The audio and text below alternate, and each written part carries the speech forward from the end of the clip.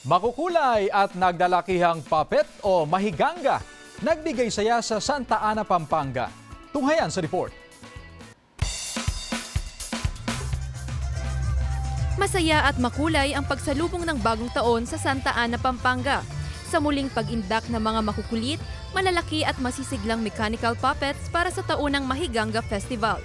Mas doble ang saya ngayong taon dahil umabot sa higit 75 ang bilang ng mga mahiganga na lumahok sa tradisyon na sinasabing nagsimula pa noong late 1960s hanggang early 1970s.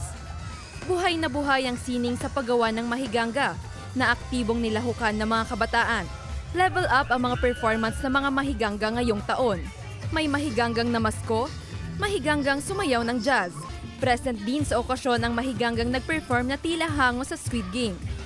May mahiganggang nakuha pang magligawan kasama ang special appearance ng kanyang minamahal. At Angel Mahiganga na pininturahan pa ang palda.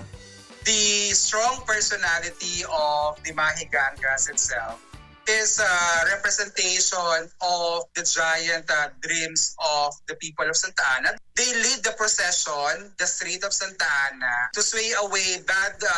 Nasa 8 hanggang 10 talampakan ang bawat mahiganga.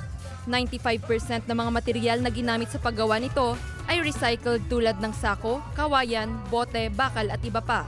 Isinasagawa ang Mahiganga Festival bilang pagpupugay sa mayamang kasaysayan at pananampalataya ng mga taga Santa Ana.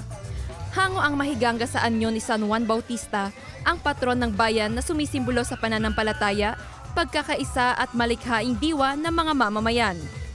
Jewel Fernandez, One North Central Luzon.